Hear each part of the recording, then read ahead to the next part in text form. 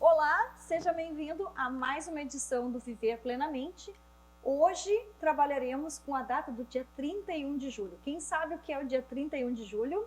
Lembra uma data recheada de tabus, muitas vezes de mitos, e um assunto delicado para se tratar. Muitas pessoas que acabam envolvendo situações de preconceito e muitos tabus sociais. A nossa convidada de hoje, então, é Marisol Seidel, psicóloga clínica há 34 anos, graduada pela psicologia da Unicinos, colega, também fui graduada por lá, mestrado em psicologia clínica pela Unicinos em 2008, especialização em terapia humanístico-existencial pela PUC, especialização em terapia da família e de casal pela Unicinos, formação em terapia narrativa pela Austrália em 2007 e 2008, um vasto currículo, né, Marisol? Formação em terapia de família e de casal pela ELO, Centro de Estudos da Família, Passo Fundo. Formação de sexualidade humana e habilitação como terapeuta sexual pelo IFEM, pelo Rio de Janeiro, isto? Isso. E curso intensivo em terapia familiar com Maurício Andolfi, em Roma, na Itália, em 2000. E as atividades profissionais dela, então? Ela trabalhou como psicóloga no Conselho Tutelar e Posto de Saúde, aqui de Novo Hamburgo, Marisol? Sapiranga. Sapiranga. 2004 e 2009 trabalhou pela Universidade Fevale como clínica escola e como docente. Em 2008 a 2012 trabalhou como docente no curso de especialização em família e casal pela Universidade Unicinos. E 2009 e 2012 trabalhou pela Prefeitura Municipal de Novo Hamburgo como consultora do CRAS no atendimento às famílias.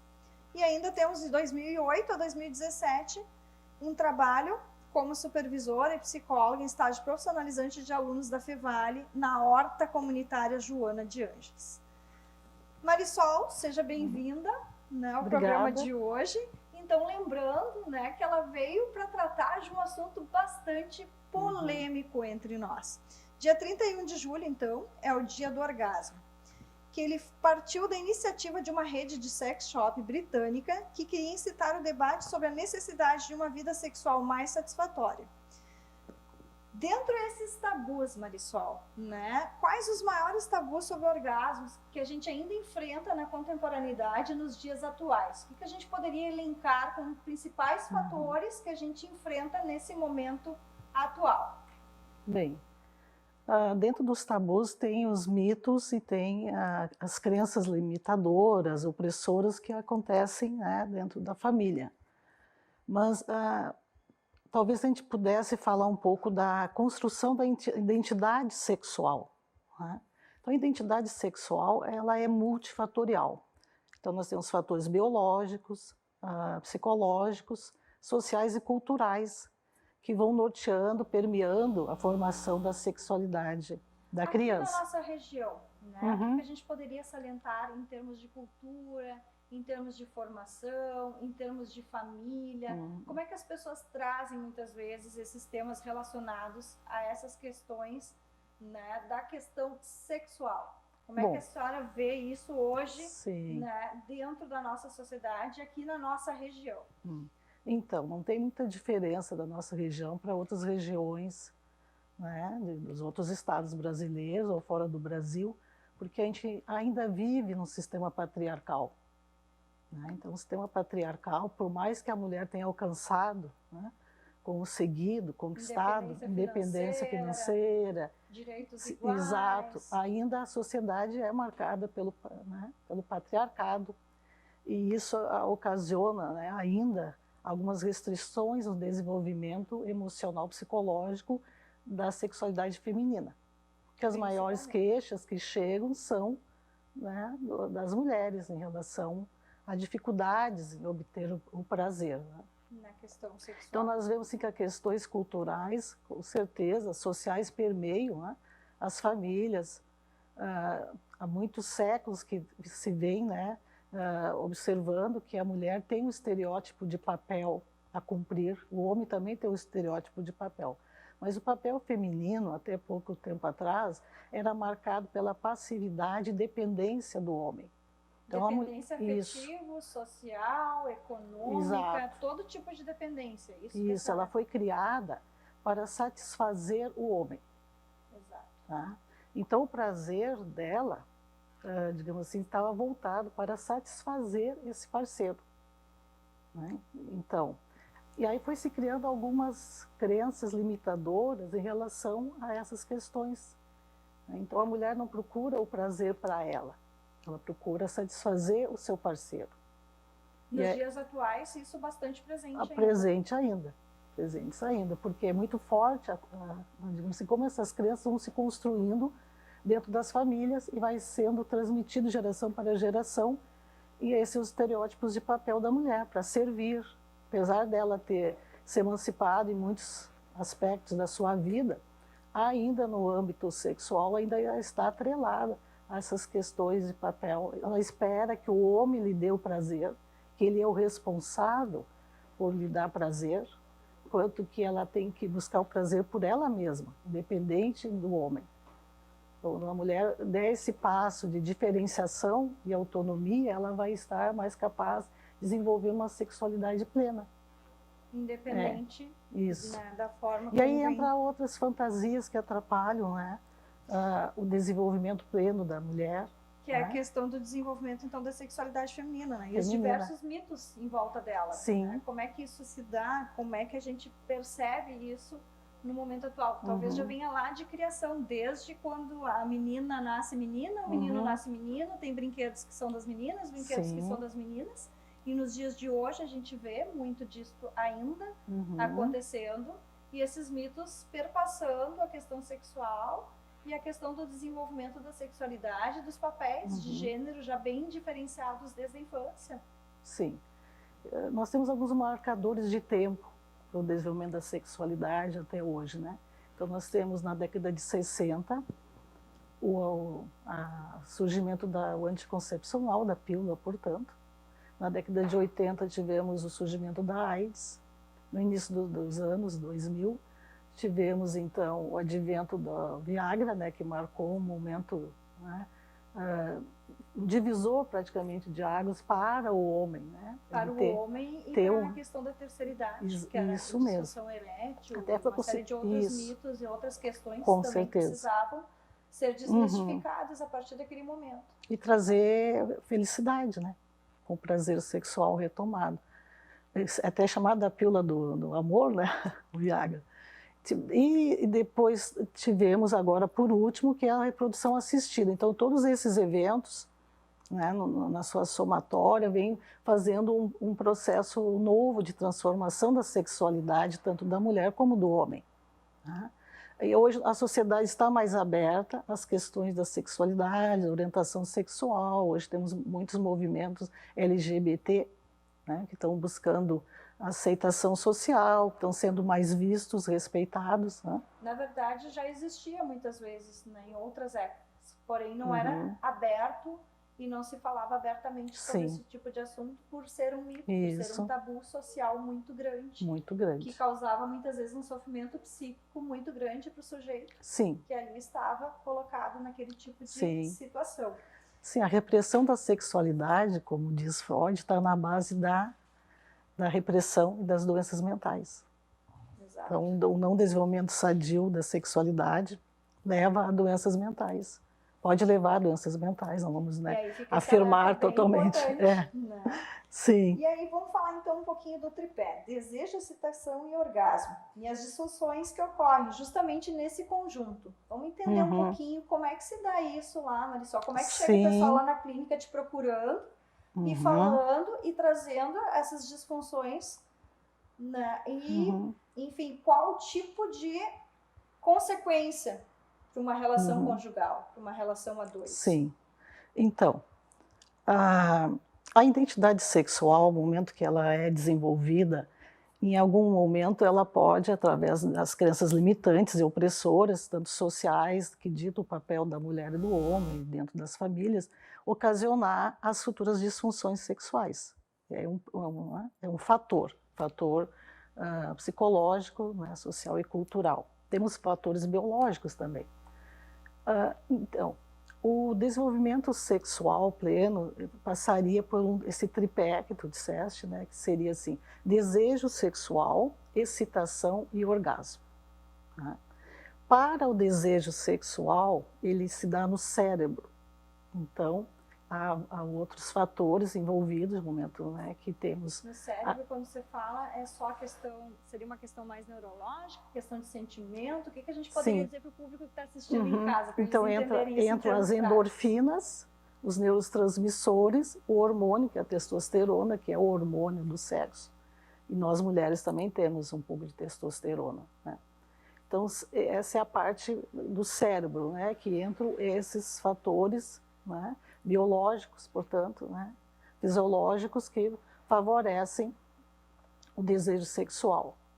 E a fantasia, né? A mulher precisa de mais fantasia para se excitar, para a relação sexual, né? O homem também usa da fantasia. Mais emoção, então. Mais emoção, ela precisa fantasiar mais. Precisa de um elogio, precisa, né? Precisa se sentir amada. Sim. É. E interessante quando a gente fala assim nessas questões das disfunções sexuais femininas, né? A gente vê assim que como o papel da fantasia sexual para muitas mulheres está reprimido, como se elas não pudessem pensar, né? Muito, digamos, fantasiar com um ator famoso que elas têm, né? Uma fã, criar uma ideia, imaginário, um fetiche, né? Algo maior que eleve esse imaginário feminino também. Alguns estudos identificaram que a disfunção do desejo é uma das maiores queixas para as mulheres, né? Especialmente para mulheres no pós-menopausa.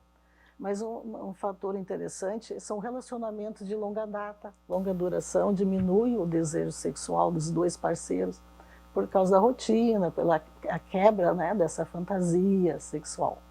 Aí entramos na excitação, que advém desse desejo, né, de ter o sexo, né, de fantasiar com a relação, e culmina com o orgasmo. Perfeito.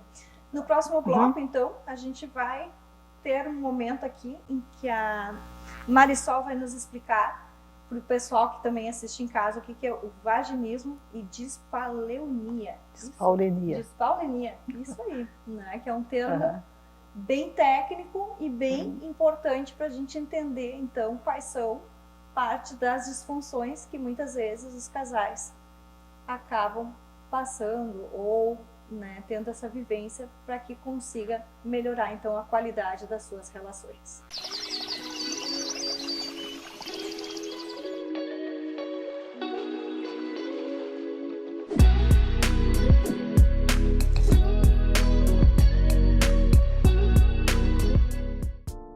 Lourdes Aren, massoterapeuta. Massagens relaxantes, terapêuticas, modeladoras, drenagem linfática, drenagem pré- e pós-operatório e pedras quentes. Trabalhamos ainda com esfoliação corporal e facial, depilação feminina e cone chinês. Agende seu horário.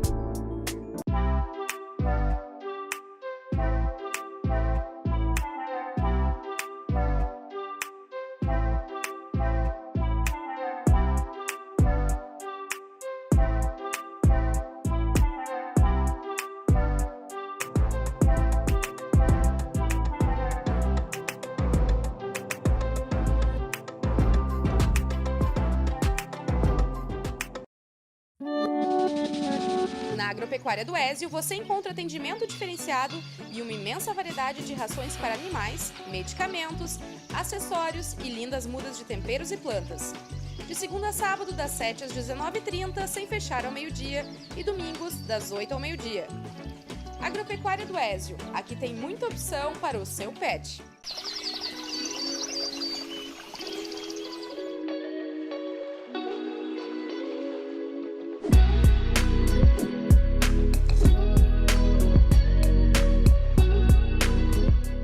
Então, pessoal, voltamos então com esse bloco do Viver Plenamente na noite de hoje, então falando sobre esse tema cheio de tabus e cheio de mitos. 31 de julho, dia do orgasmo. Marisol Seidel, explica para nós então e para o pessoal que assiste em casa o que é o vaginismo e a dispareunia. Muito bem. São duas disfunções sexuais femininas. O vaginismo, ele tem um fator orgânico que precisa ser trabalhado também com o ginecologista, né, analisado, que é uma contração involuntária das paredes da vagina durante a penetração. O que causa, geralmente, dor e desconforto. E a mulher nem consegue fazer o ato sexual, né? E a dispareunia é dor durante o ato. Consegue a penetração, mas há um desconforto, a dor, mas não há um fator orgânico. Né? É um fator emocional. Emocional, psicológico. Né? Perfeito. Encontrado em muitas mulheres que tiveram casos de abuso sexual na infância. É comum ser encontrado. É muito comum acontecer. Sim. Quando teve um trauma na infância, principalmente ocasionado por abuso. E o Brasil é um país que tem muito abuso e estupro de criança. E depois, na vida adulta, né, mulheres e homens, né, mais comum mulheres ainda, né, apresentam dificuldades na relação sexual. Né? Tem uma repressão, um bloqueio para o desenvolvimento sexual sadio. E isso muitas vezes acaba lá dentro da vida adulta, atrapalhando na questão do desenvolvimento da relação sexual, né, dos casais em si, e que muitas vezes a gente não sabe exatamente a origem, mas quando começa a se trabalhar, se começa a entender né, o porquê e quais os fatores que levaram a isso. Às vezes é a pontinha lá do iceberg que a gente vai trabalhando lá dentro do âmbito clínico, né, Marisol? Sim. E os casais que eles vêm para a terapia? Só responder inicialmente a tua pergunta sobre quando chego no consultório, né? Porque chego mais a busca na terapia individual pelas questões sexuais. E a maior queixa é do não orgasmo, né? Da anorgasmia, né? A maior queixa. Temos alguns estudos que apontam que entre 40% e 45% das mulheres têm alguma disfunção sexual e 30% seria de anorgasmia. E às vezes vem a questão do mito e dos tabus de não conseguir conversar com o parceiro para trazer para uma terapia de casal. Elas entram primeiramente numa terapia individual para depois conseguir acabar trazendo o parceiro e trabalhar isso de forma né, conjugal. Sim, o ideal é trabalhar essas questões com a presença do parceiro, porque vai envolver muitas técnicas, práticas, né, são treinamentos, é bem comportamental a terapia do sexo, né, então precisa que o parceiro participe, porque eles vão praticar depois, né, vão praticar. Bem importante essas colocações, essas informações, que muitas vezes acabam prejudicando o desenvolvimento e até mesmo a função ou como casal desenvolve as suas relações e querendo ou não isso acaba afetando também no desenvolvimento, no bem-estar e na questão né, relacional em si, no dia a dia do casal. Atrapalha muito a questão emocional, psicológica do casal e eles acabam aumentando o conflito que eles já tinham, né, de outro aspecto. Que foi uma das conversas que a gente teve quando eu fiz né, o convite para vir até o programa, que a gente muitas vezes colocou, né, que os casais procuram a terapia de casal para trabalhar as questões relacionais. E, por último, eles vão trabalhar a questão sexual. Geralmente, no primeiro momento, eles vêm para trabalhar a questão né, do relacionamento entre o casal, que não está certo, que não está se ajustando. E, por último, se chega nesse âmbito. Mas tem diferenças culturais aí, né, Marisol? E quais são essas diferenças culturais? De um estado para o outro varia, de um local para o outro varia, de um país para outro varia. Como que se dá isso na prática hoje? Como é que a gente identifica isso? Nós temos poucos estudos sobre sexualidade em questão de estados no Brasil, comparando o Brasil com outros países, né? Os estudos sobre sexualidade começaram na década de 70, né? Então não faz tantos anos assim. E os estudos são feitos com os casais ou com grupos né, de mulheres, as terapias muito feitas nos Estados Unidos é com um grupo de mulheres, até 6 mulheres para trabalhar as técnicas. Então, alguma limitação, tem algum motivo por que até 6 mulheres? Sim, por causa da vivência, né? tem que ser mais intimista, né? Tem que envolver mais. Para ser algo mais do íntimo delas e para que elas tenham uma abertura maior para falar sobre isso também. Ok. Então, nós temos poucos estudos no Brasil também. E outra questão é que os entrevistados, eles omitem a resposta. Né? Na verdade, eles não falam totalmente a verdade. Então, por isso sempre se usa o termo estima-se que entre uma faixa e outra, né? Estima-se um número, exatamente por questões desse aspecto tão íntimo para falar da sua sexualidade, né? Perfeito. Então, nós temos essa questão. Tem também a disfunção sexual entre os homens, que nós vamos falar, né? Mas também está entre 20% e 30%. E são números mundiais, né? 20% e 30%. Dos homens têm alguma disfunção sexual. E como é que eles trabalham isso? Eles demoram mais tempo que as mulheres para buscar ajuda ou eles são os primeiros a buscar? Não, eles são os últimos a buscar. Os últimos a buscar. Buscam no casal, né, geralmente. Algum motivo em específico que você atribuiria? Sim, exatamente. Eu termino a questão feminina e a gente entra no masculino? Perfeito, tá. pode então. ser. E a sexualidade da mulher, então, no pós-menopausa? Isso é um dos pontos também bem importantes para a gente trabalhar hoje aqui e esclarecer. 50, 60 anos, os hormônios mudam. Como é que se dá essa questão no dia a dia feminino? Então, a maior queixa é da disfunção do desejo sexual. Sim. Seguido da excitação e, por último, da questão de chegar ao orgasmo, né? Porque é um conjunto de desejo, excita e goza, né? No caso. Então, não havendo desejo sexual, já não há procura, né, do parceiro para iniciar, né, o jogo sexual. E realmente, no pós-menopausa, com a perda dos hormônios, a mulher fica mais suscetível a não ter desejo sexual, diminui a libido, né, pela ausência, né, do hormônio. Do hormônio. Com essa reposição hormonal, para algumas mulheres, é super indicado. E as mulheres têm feito reposição de testosterona, que é um hormônio que leva mais ao desejo sexual. Né? E nos dias atuais, se a gente parar para pensar, ainda existe anorgasmia feminina? Quando existe, como é que ela ocorre na prática? Né? Como é que a gente pode pensar sobre isso? As mulheres que não conseguem ter o prazer com a relação sexual. Bom, se inicia então com as questões dos mitos sobre sexo, né? Começa lá na infância, quando a criança, a menina, ela não é estimulada como o menino é estimulado em relação ao seu sexo, à sua genitália. Então a menina, ela quando se masturba, ela não é visto com bons olhos pela família se vê a menina se masturbando. O menino já é permitido que ele faça, né? Vai para o banheiro, vai no quarto. E aí já começa a separação. Para o homem, algumas questões podem, para a mulher, não. É mais velado. Velado. Né? Se existe mais velado. Faz de conta que não existe. Então a menina, ela cresce não se explorando, né? Corporalmente. Não explora a sua genitália, não conhece a sua genitália, não se toca. Né? Então, uma das técnicas é começar a conhecer a sua genitália, se tocar, para poder descobrir as suas zonas de prazer, né? E poder dizer para o parceiro o que ela gosta. Né? Então, a anorgasmia está muito voltada, está muito relacionada com esse pouco conhecimento do próprio corpo. Né? Falta de exploração né, do e corpo tem feminino. posições durante o sexo que favorecem o orgasmo da mulher e outros não.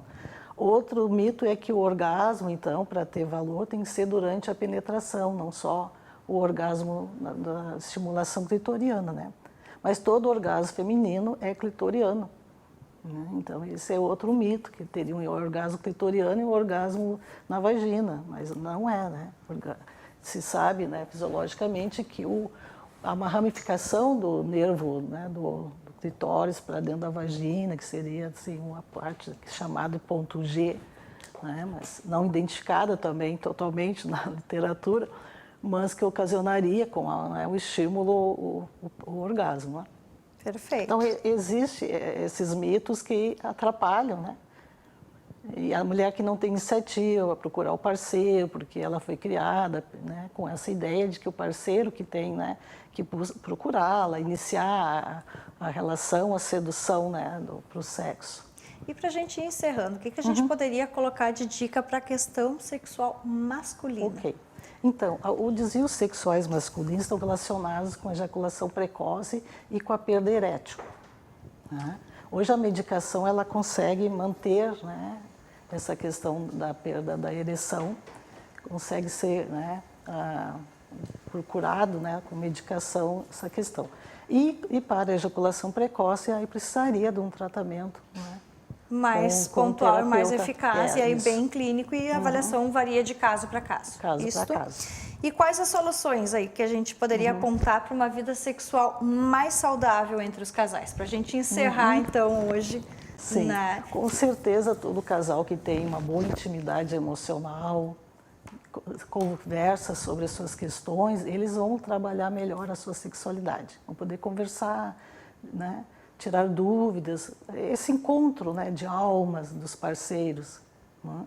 Então é isso que precisa para os casais, falar mais, comunicar, ter Diálogo, a empatia, o comunicação. diálogo, comunicação, o afeto.